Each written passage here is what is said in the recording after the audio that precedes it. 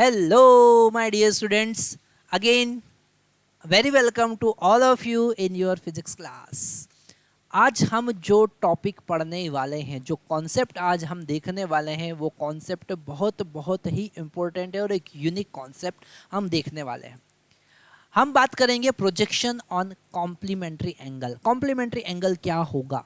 Complementary angle होगा अगर एक एंगल थीटा है ना, तो दूसरा एंगल होगा 90 माइनस थीटा. ठीक है, अगर हम दोनों का सम देखेंगे तो इनका सम कितना होगा? 90 डिग्री. इनका सम क्या होगा? 90 डिग्री होगा. और ये जो कॉन्सेप्ट है हम इसलिए देख रहे हैं कि जब हम कॉम्प्लीमेंट्री एंगल पर, जैसे अगर हमने थीटा पर प्रोजेक्ट किया, ये जो था ये एंगल थीटा था, और अब हमने 90 माइनस थीटा पे प्रोजेक्ट किया, तो थोड़ा सा यहाँ पर हम वापस से ड्रॉ कर लेते हैं. 90 माइनस थीटा पे प्रोजेक्ट किया तो ये वाला था 90 माइनस थीटा. ठीक है, तो रेंज क्या मिलेगी? इक्वल मिलेगी. थीटा पर जो होगा वही 90 माइनस थीटा पर रेंज होगा. अब कैसे? तो हम सबसे पहले रेंज का फार्मूला लिखेंगे और वो होता है u square sine 2 theta divided by g. Okay, ये हमारे पास रेंज का फार्मूला था. अगर ये फार्मूला आपने याद नहीं किया है तो सबसे पहले ये फार्मूला याद कर लेना है. अगर ये फार्मूले का डेरिवेशन आपने नहीं समझा है तो इस फार्मूले का डेरिवेशन हमारे प्रीवियस वीडियो में हमने दिया है, वो आप सबसे पहले समझ लीजिए. अब हम यहाँ पर बात करते हैं साइन, हम बात करते हैं 90 माइनस थीटा की. अब हम बात करते हैं 90 माइनस थीटा की. अगर रेंज एट 90 माइनस थीटा, ठीक है, यहाँ पर जो सब्सक्रिप्ट हमने लगाया है थीटा, ये बता रहा है कि ये रेंज थीटा पर है और ये बता रहा है कि ये रेंज 90 माइनस थीटा पर है. ओके, इसे हम R1 लिख सकते हैं और R1 इक्वल टू R2 आने वाला है. कैसे? देखो जरा, यू स्क्वायर साइन 2 थीटा की जगह क्या लिखेंगे बच्चा लोगों? लिखेंगे 90 minus theta divided by g as it is. Okay, तो यहाँ पर अगर हम 2 का अंदर मल्टीप्लाई करते हैं बच्चा लोगों, इस 2 का अंदर हमने अगर मल्टीप्लाई कर दिया तो हमको मिला यू स्क्वायर साइन, बताइए 90 इंटू 2 कितना होगा? 180 डिग्री माइनस 2 थीटा. और यहाँ पर ये कॉन्सेप्ट हमको पता है कि साइन 180 माइनस थीटा कितना होता है? साइन थीटा ही होता है. तो यहाँ पर sine 180 minus 2 theta sine 2 theta ही होगा. हम लिख सकते हैं यहाँ पर कि sine 180 minus 2 theta is equal to sine 2 theta ही होता है.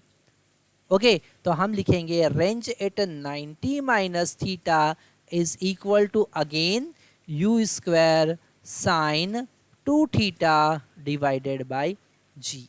तो यहाँ पर हमारे पास कॉन्सेप्ट क्या आया कि range at 90 minus theta is equal to range at theta. ठीक है, 90 माइनस थीटा पे जो रेंज होगा वो थीटा पर भी वही रेंज हमको मिलने वाला है. अच्छा, इन कॉम्प्लीमेंट्री एंगल को अगर हम अल्फा बीटा लिखें तो इनको ऐसा भी लिख सकते हैं, alpha is equal to 45 minus theta and beta is equal to 45 plus theta. ठीक है, अगर हम इनको ऐड करते हैं तो अल्फा प्लस बीटा बच्चा लोगों कितना मिलेगा?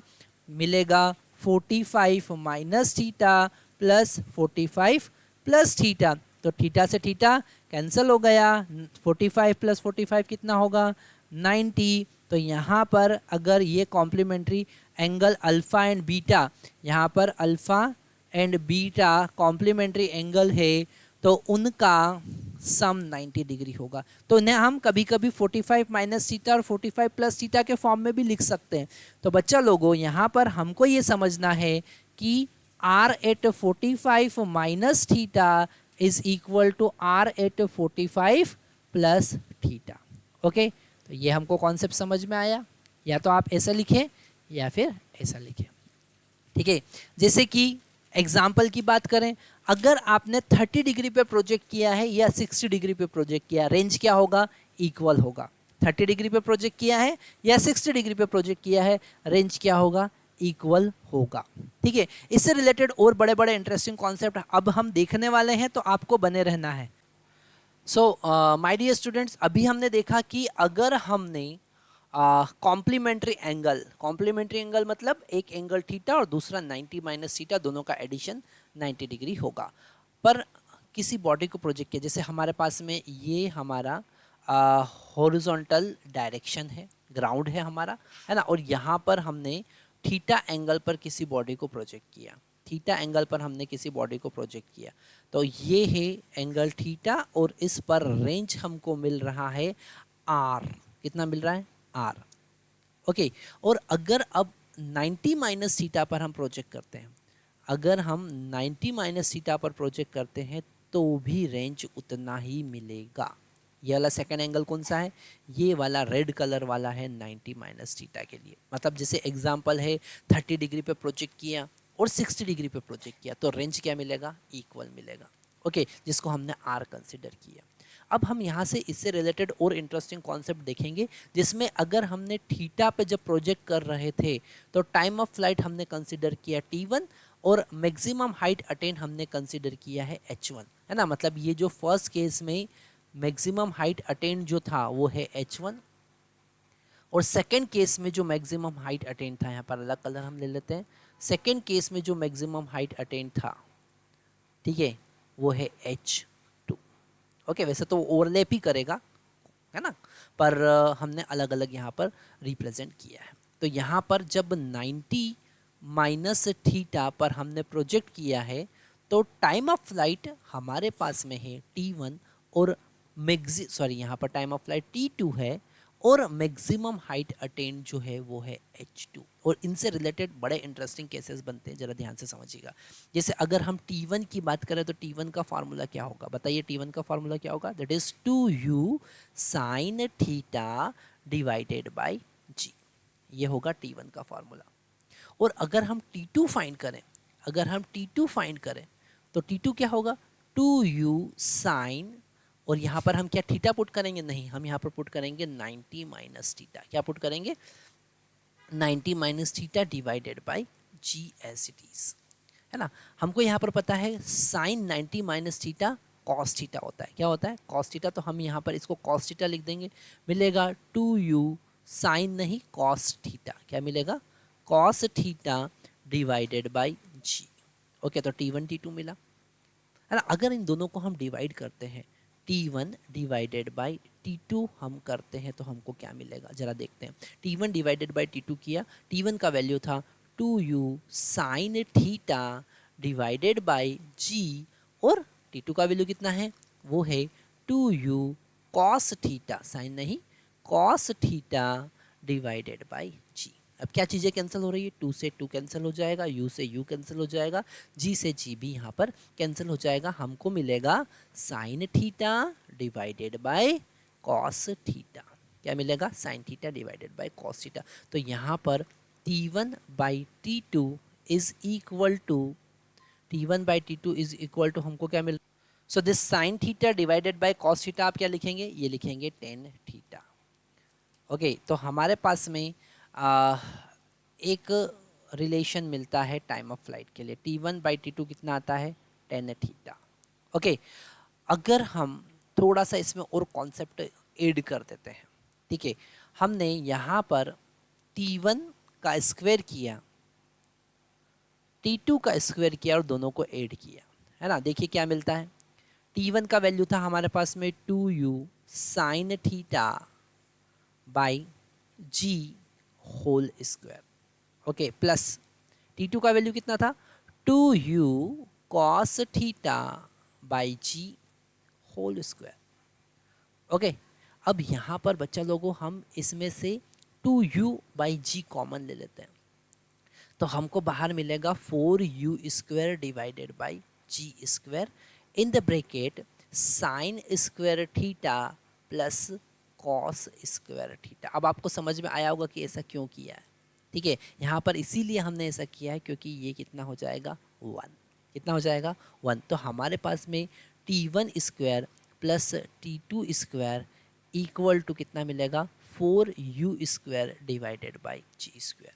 ठीक है, यहाँ पर बड़े इंटरेस्टिंग कॉन्सेप्ट बनते हैं और इससे रिलेटेड जेई मेंस एडवांस में न्यूमेरिकल बनते हैं, तो आपको ये कॉन्सेप्ट अच्छे से समझना चाहिए।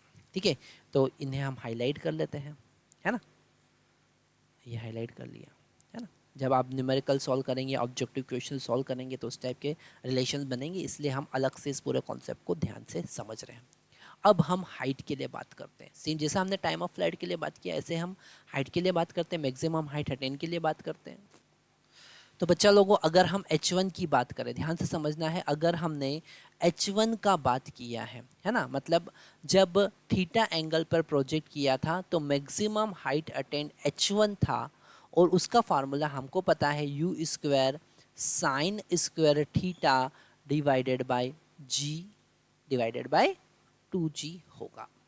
ओके, अब h2 की अगर हम बात करें तो क्या होना चाहिए, अगर हम h2 की बात करें, है ना, तो मतलब हमने 90 माइनस थीटा पर जब प्रोजेक्ट किया तो मैक्सिमम हाइट अटेंड हमको मिला h2, और वो होगा u स्क्वायर साइन थीटा की जगह पर क्या रखना है 90 माइनस थीटा, तो यहाँ पर sine square 90 minus theta divided by 2g।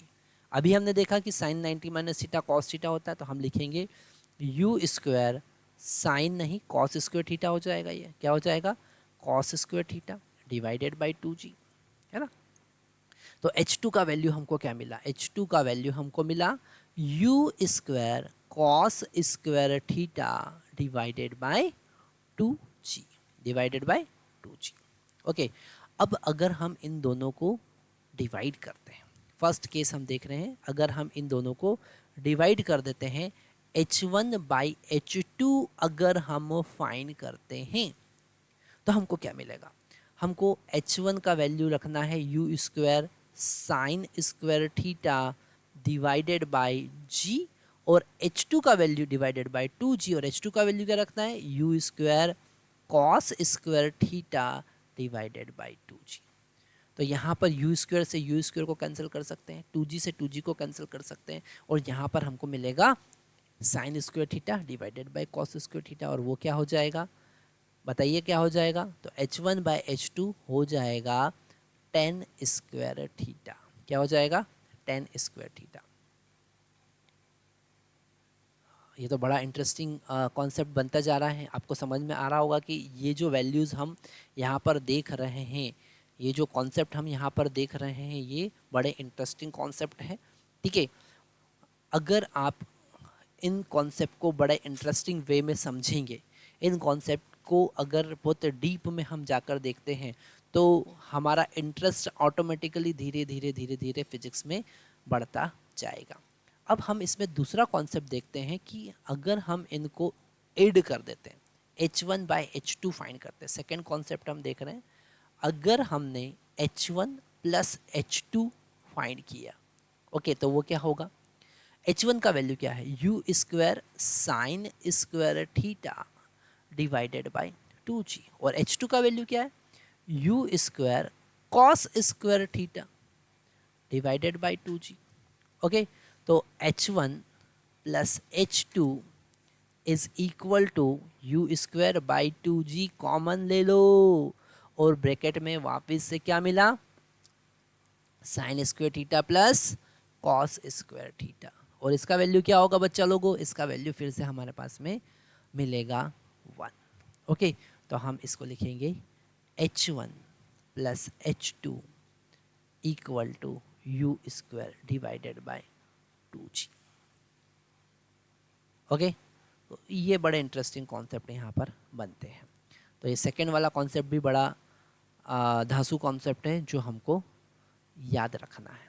ठीक है, तो अगर आप कॉम्प्लीमेंट्री एंगल की बात करते हैं, आपको पता है कॉम्प्लीमेंट्री एंगल क्या चीज़ होती है, अगर आपने थीटा पर प्रोजेक्ट किया या 90 माइनस थीटा पर प्रोजेक्ट किया, तो जो रिलेशंस हमको मिल रहा है, जो कंडीशंस हमको मिलते हैं, वो बड़े इंटरेस्टिंग कंडीशन होती है जिनको आपको याद रखना है, और एग्जाम में भी इनका इंपॉर्टेंस बहुत ज़्यादा है।